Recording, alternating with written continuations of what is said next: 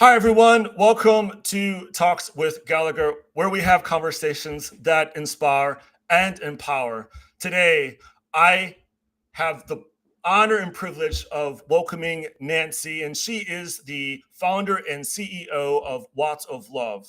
And uh, after uh, after witnessing devastating effects of the kerosene lamps burning in the Philippines, she was driven by her love, as well as a mother of five, to set out and develop a safe, sustainable, and solar powered light for those living in darkness. Her innovative approach not only provides immediate safety and extended hours of education and work, but also empowers families with financial literacy need to break the cycle of poverty.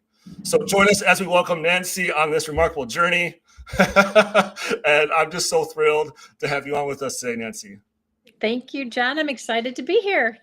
Yes, me too. Yes, yeah. So for those that don't know you, can you just share just a little bit about your because you've a really unique and special journey. Can you just share what got you involved in starting Watts of Love? Yeah, absolutely. So, yes, I do have, I think, a unique background and journey I've been on for like the last 15 years. But my background was in high-end jewelry sales. I worked here in Chicago for Cartier, where, I one of my customers was Oprah. So I say I went from serving the top 1% of the world to serving the bottom 1% of the world, and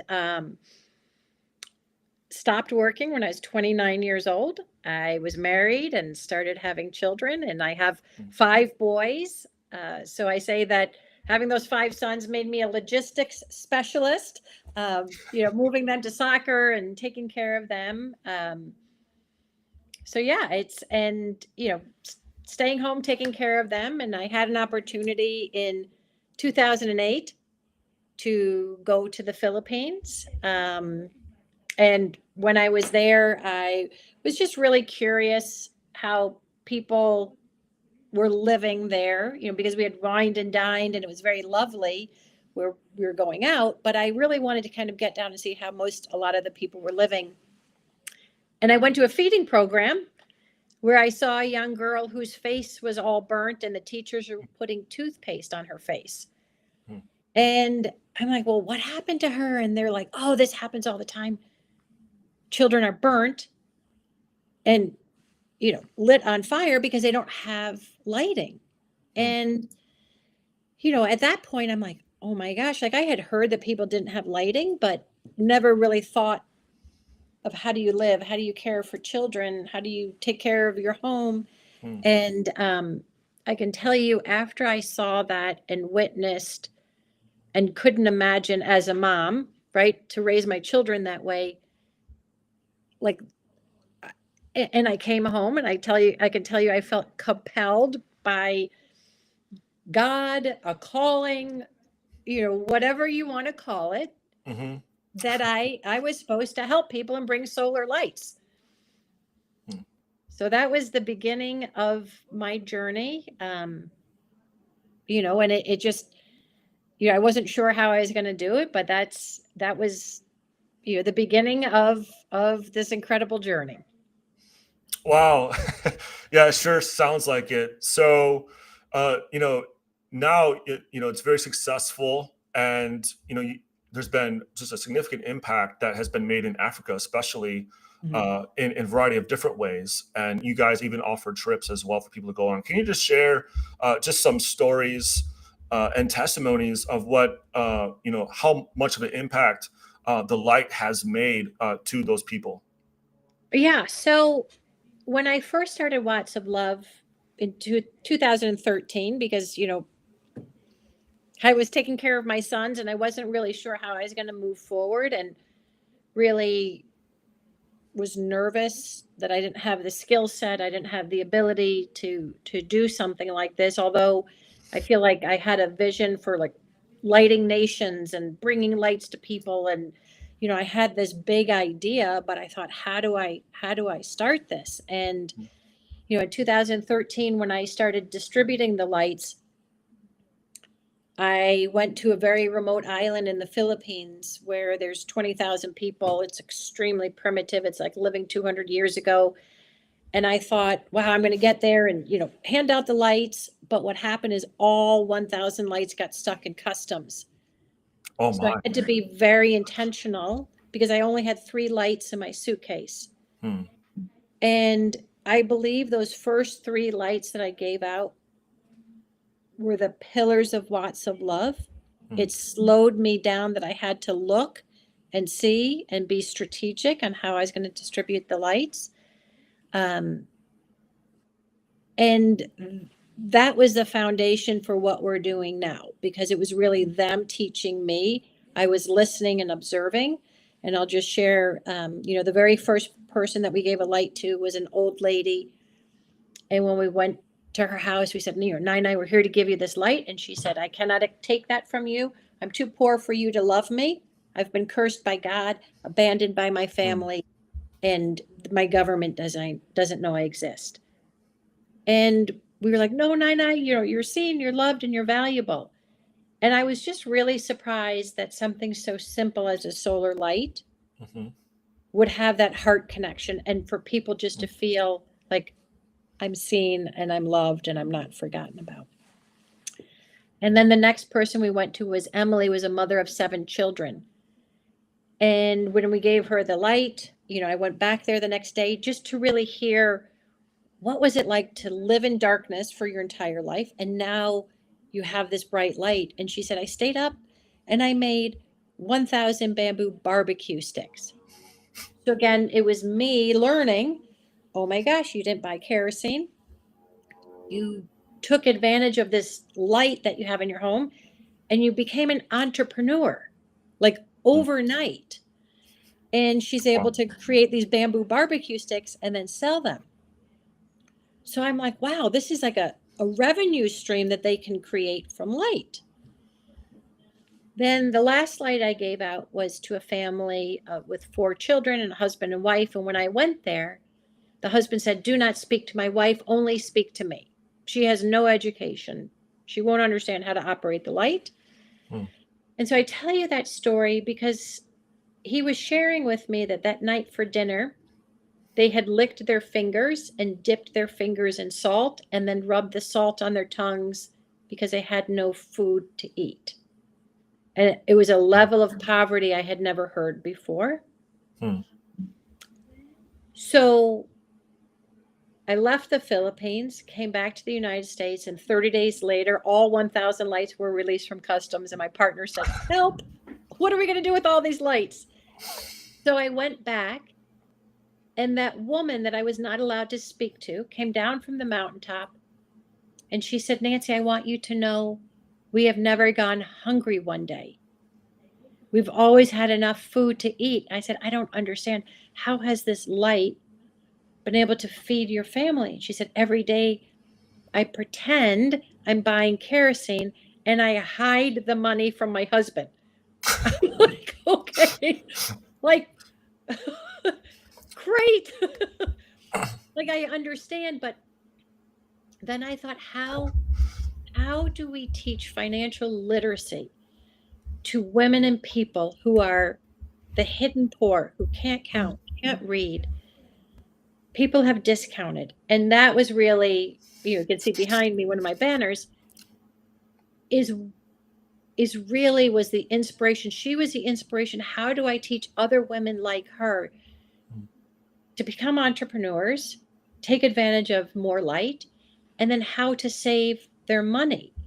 And at Watts of Love, we believe that we are ending generational poverty, and it starts with a solar light.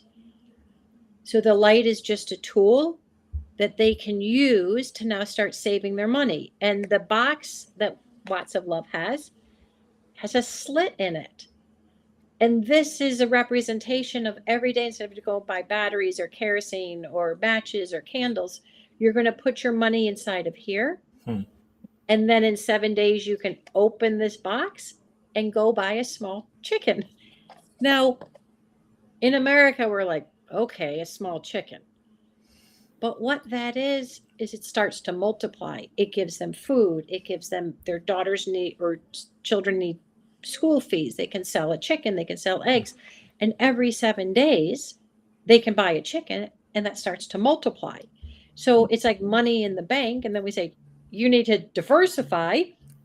So now take 10 chickens and buy a pig. So it's this step by step pathway out of poverty with the money that they're saving, but then also entrepreneurship. So there's the two streams of income that they can now produce because they have the education, they have the tools, and they have the belief in themselves that they can move forward.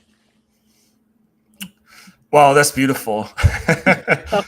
And truly amazing too, just how something so simple like light can bring such economic reform and breakthrough for a family, and so I mentioned Africa earlier, but you also mentioned Philippines. I know you guys now have spread it all across different parts of the world now. So yeah, what different parts of the world has the lights been impacting, and where do you see the need most right now?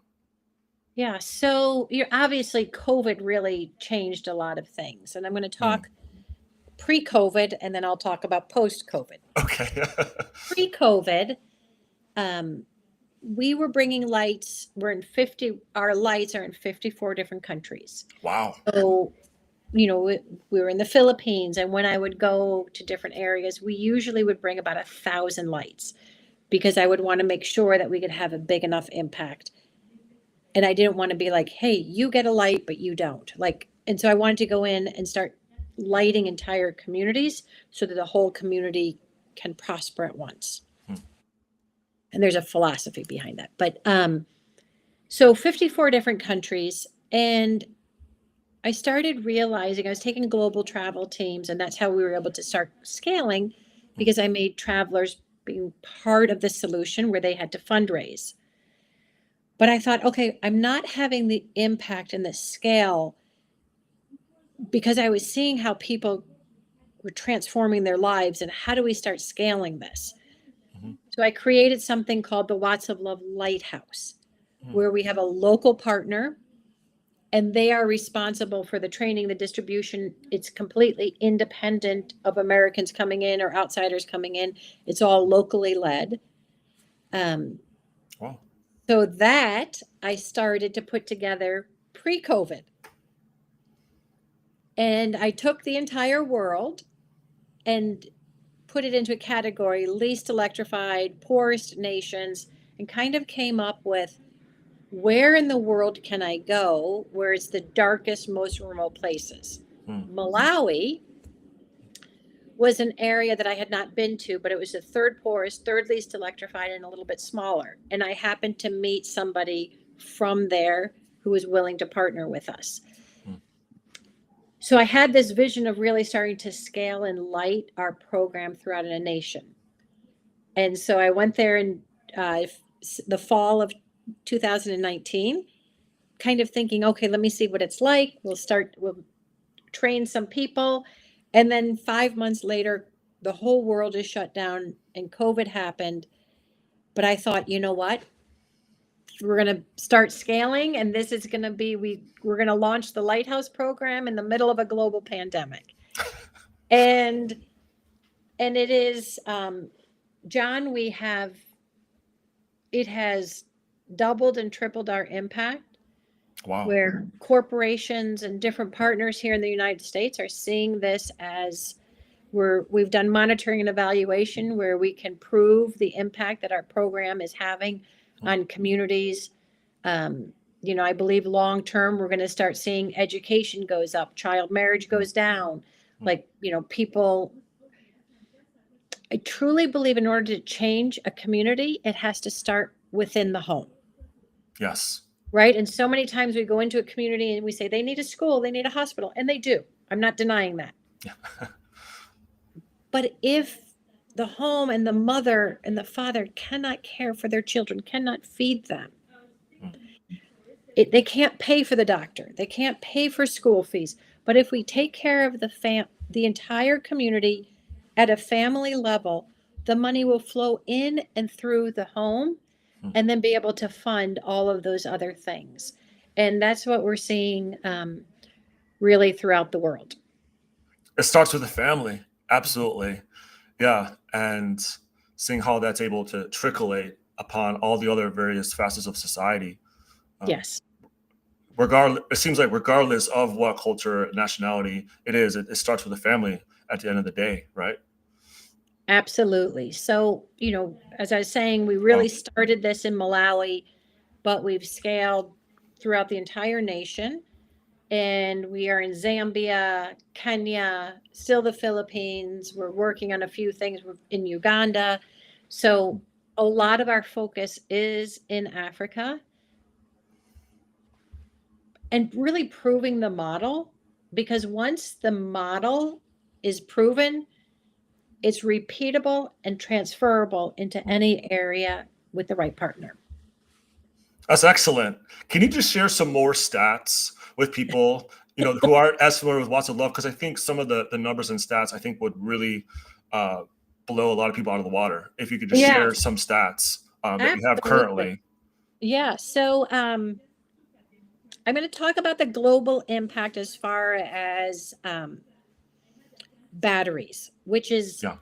something that people don't really look at. Like, when you talk about environment in Africa, most people don't have any access to electricity. So they're using a very small, what they call a torch, which is a small little flashlight, and they put 3 disposable batteries in that. Hmm. So if we distribute in one community 20,000 homes, which we've done, 20,000 homes receive the Watts of Love teaching and program and light. So now our solar light, which I can show you in a minute, Hmm. we've eliminated the disposal of batteries. And because there's no infrastructure as far as garbage or recycling, people throw the batteries right outside of their home, where they're subsistence farmers. So they're growing their growing their food. The batteries are leaching into the soil. So if it's 20,000 homes, 500 batteries per family, it's almost 10 million batteries in 1 year. Wow. Like, it's the we're go there is going to be a tsunami of toxic soil and water because of all of these batteries. And if Wow. Watts of Love, I mean, it's you look at this, and I'm working with different partnerships. Um, Hmm. yeah, so it's. I mean, here I've got a number in front of me. So in the last 13 years, we've distributed about 150,000 homes have been lit. Wow. And so if every family was using batteries, it's 70 million batteries. Like, it's crazy, staggering numbers. And I'm going to share the other number. Every family spends $155 on lighting their home. Hmm. So that's $3 million for a community of 20,000 homes is now reinvested into that home and that community. And that's not including farm animals. I mean, so it's this small little stone in teaching, right? Little stone in the water, and it's this massive ripple effect. Children's education goes up. Hmm. Can I show you my light? Yes, please. Yes. Yeah. Wow. Those numbers are just absolutely staggering. It Hard to comprehend. it it doesn't seem believable. Like, it really, when we start looking at it, and Hmm. I feel like light has been used as a weapon, right? Hmm. Like, you look at Hmm. Gaza, you look at Ukraine, right? Hmm. If the US power grid goes out, can you imagine what would happen? And Yeah. so for Watts of Love, we believe that we're going to use light as a bridge Hmm. and for good. We're not, these lights are given away for free. Well, with the teaching, right? So they have to be taught the financial literacy, and then they receive the light, because that's the tool to start saving.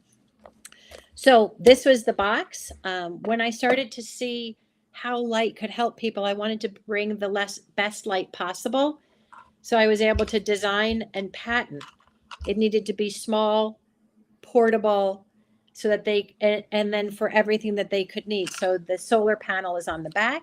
It has a micro USB. So that's an input, meaning if they have access to electricity, or a solar charging bank. They can charge the battery if if they don't have access to the sun because of the rainy season. So the large center has a raised heart because people don't have glasses. So then now they can feel. Hmm. You push and hold. Number one will last 120 hours. Number two will last 60 hours. You can see those three green lights. That means that the battery is at 75%. So that's a battery indicator. Hmm. So you can decide what power or strength. The third setting will last 20. The fourth setting is over 275 lumens. People can operate, deliver babies, like light up an entire room. That's over Wow. 275 lumens. That will last 10 hours. And then my favorite is emergency strobe, which I didn't realize. Yeah, I thought, okay, we'll put an emergency strobe on there. But now getting testimonies from Africa. Hmm. Elephants break out. They eat the people's, the crops and the farmers' food. And guess what elephants are afraid of? A bright flashing light. So it's less human animal conflict. The Hmm. hyenas would come in every night to the communities and eat a goat. Well, now they don't. So, Hmm. and then the emergency strobe acts as a 911 for the community if there's a problem. And then it comes on a lanyard. So now they can wear it around their neck. It has two clips here. It can be put on your head as a headlamp. And then you can put it around your neck. And if you're out farming, you can have the light charging. If the sun is behind you, you flip it around. So again, Wow. it's made small so that it stays on their body and that nobody else can steal it. And it's for your family, and hopefully there's less theft. Well, that's just a brilliant design. Just incredible. And so you guys have trips where people, you were mentioning this a little bit earlier, where people go on into different parts of the world, especially Africa, Philippines, where they experience giving these lights out to other people. Can you just share just like, one of those trips experiences? If someone who's interested in joining a trip, just a Yeah, little bit about that. absolutely. So we'll be going to Malawi the end of April, Hmm. to one of my favorite places, which is called Asanji. It's in the most southern tip of Malawi that is completely surrounded by Mozambique.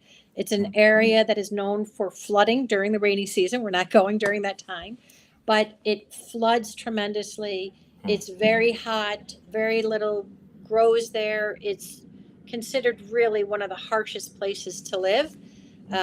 But Watts of Love is really committed to the people living there. And so we'll take a team.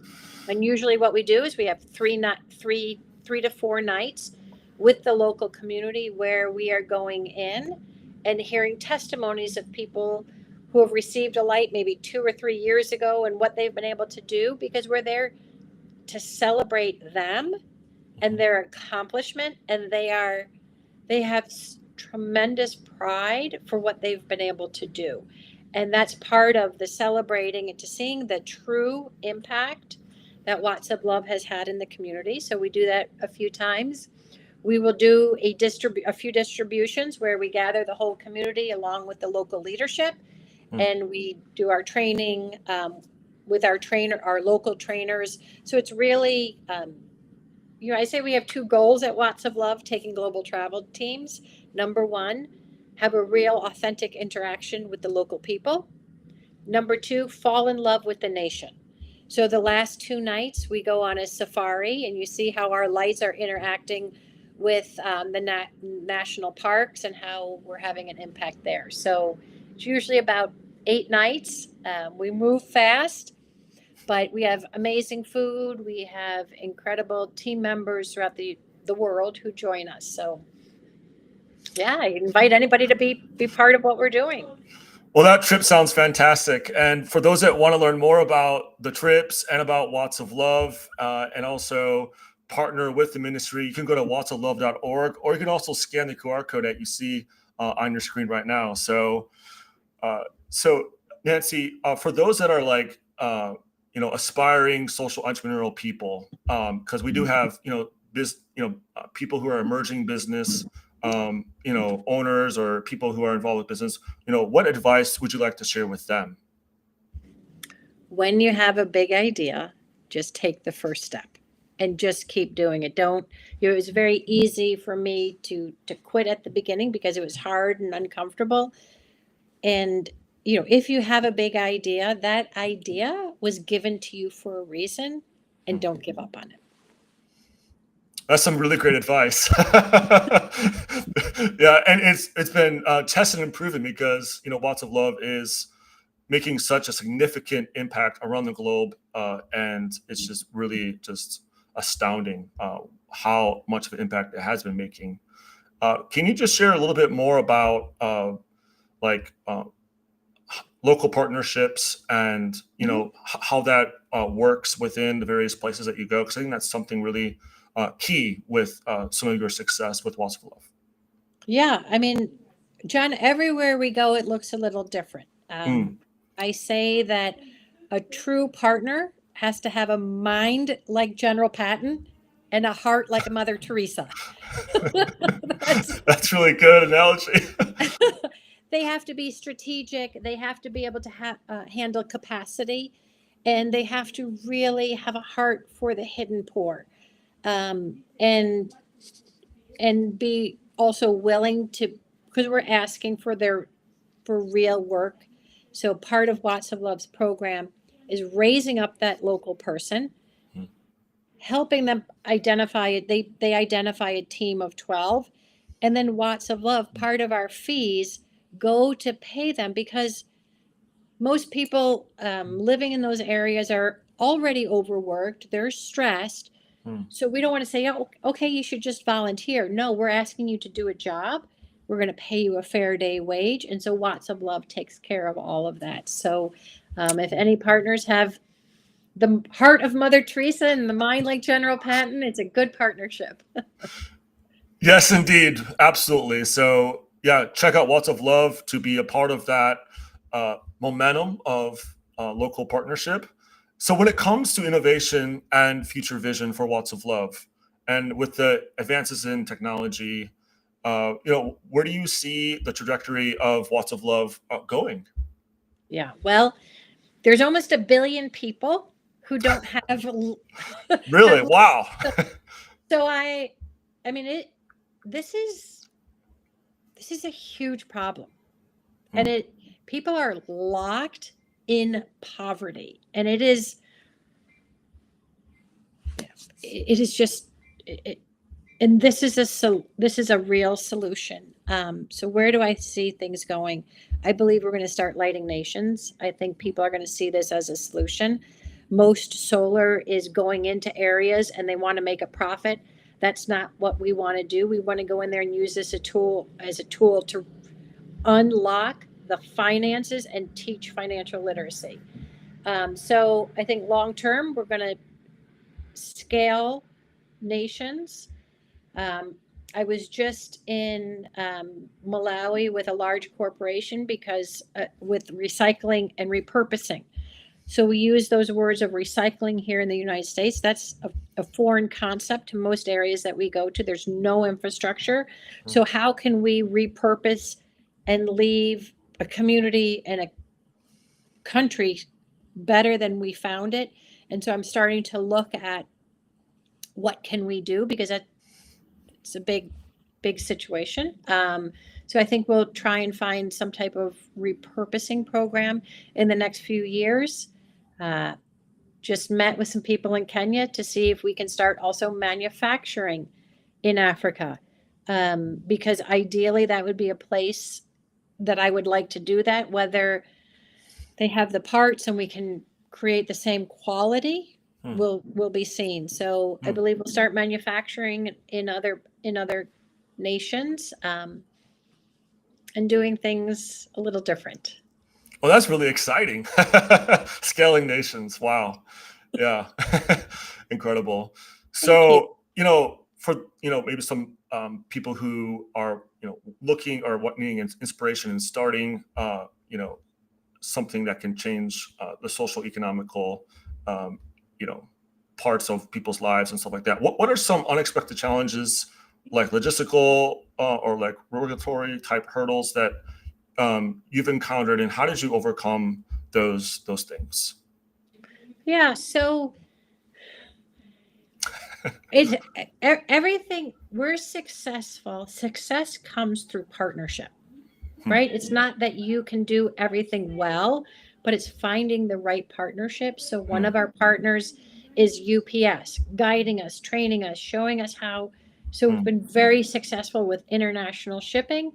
And I think it's knowing who you are and how you want to be represented in the world, right? And I'll bring that back to identifying partnerships, because our lights, it is probably one of the number one needs in so many communities.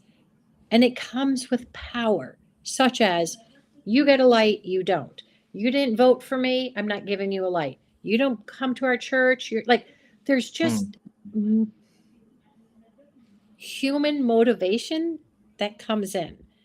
And so really being able to share our heart that Watts of Love, the light shines on all equally. And making sure that they can move forward with the heart of finding the hidden poor, letting them know that they're seen, they're loved, and they're valuable. So knowing who you are and then standing there and being able to verbalize that. I see.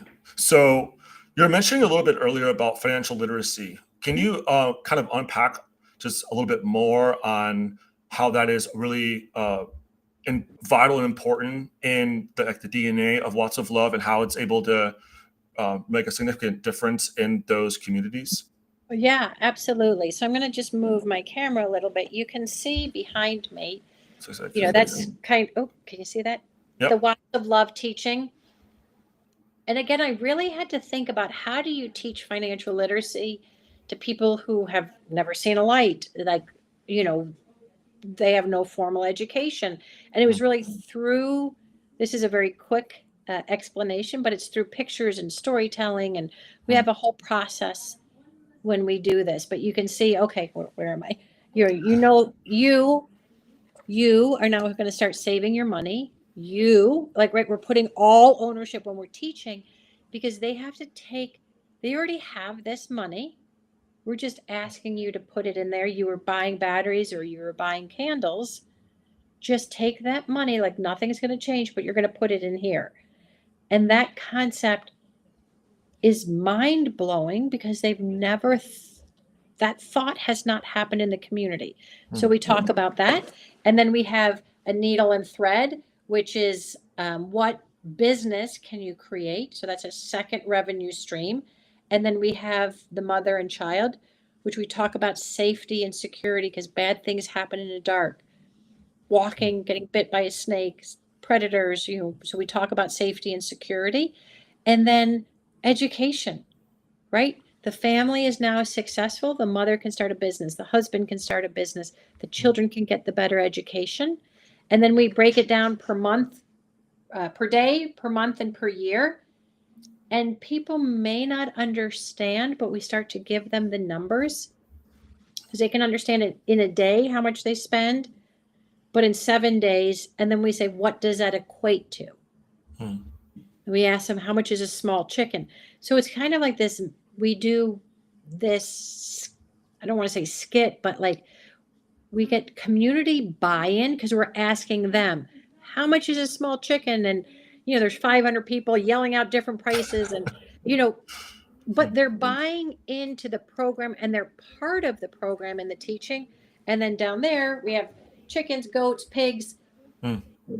And when they leave with the light, they leave with the education, and then and they also leave with a piece of paper. And on that paper right here, they have to put their big dream. What desires do you have? Do you want to go from a thatch roof to a tin roof? Do you want to, like, all of these things are possible. So it's shifting mindsets for what is possible. And So the fun part on traveling with us is you actually get to go back and you'll meet an old lady and she's like, I'm 75 years old. I've never had a chicken, a goat, a pig. Now I have a tin roof and I have 10 chickens and I have a goat. And they're thrilled to share their good news. And we give them an opportunity to share what has happened. Well, that's really amazing how you guys are able to teach financial literacy. It's not just giving lives, but you're also knowing how to steward, various resources in their community with, the light and the technology that is at their disposal at that point. That's brilliant. It really is. I think that's a game changer, Yeah. and makes you stand out from the rest. Yeah. If we just handed out lights, it would have impact, right? Like it would Mhm. be a great help.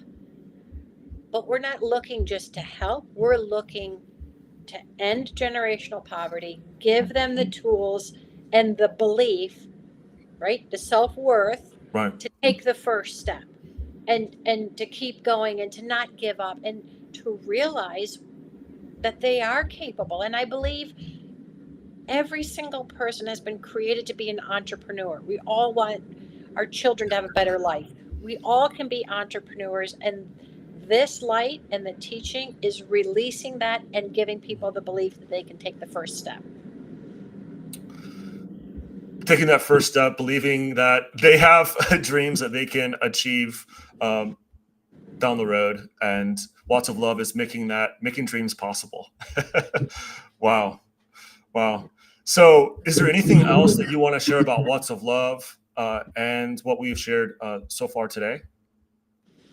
Yeah, no, I think, I'd just like to say to the listeners, if, you're moved, please reach out to us, travel with us, be part of what we're doing. And I think what is fun as a global travel team is it can ignite something and a passion for yourself. So just don't be shy, reach out and take the first step. So, guys, you heard it from Nancy. Take the first step. And part of that is going to lotsoflove.org. You can scan the QR code there and you could partner with them financially or go on their trip. Or what are other ways people can help Lots of Love? Yeah, partnership. If somebody has an NGO throughout the world is a great way. And just following us on Instagram, Facebook, and sharing the message. So, guys, follow Lots of Love on Facebook and Instagram and wherever you can find them on social media. And find out. And you guys also have various resources and stories and just a bunch of information as well on the website to learn more about all of what Lots of Love does and has done, right? There's some really amazing stories. So, Thank you. yeah. Well, guys, don't forget to like, share, and subscribe to this episode for those that are just passionate about seeing poverty broken over different nations and seeing how an organization like Lots of Love is making a difference around the world and scaling nations and giving financial literacy and lights to bring an impact and difference in not just people's lives, but also nations. This is the episode you need to share this with and partner with what Lots of Love is doing. So thanks again, Nancy, so much for being on Talks with Gallagher and sharing your heart for Lots of Love and even your journey and stories. Absolutely. Thank you, John. Yeah, my pleasure. Well, everyone, thank you for listening to Talks with Gallagher. Until next time, we'll see you soon.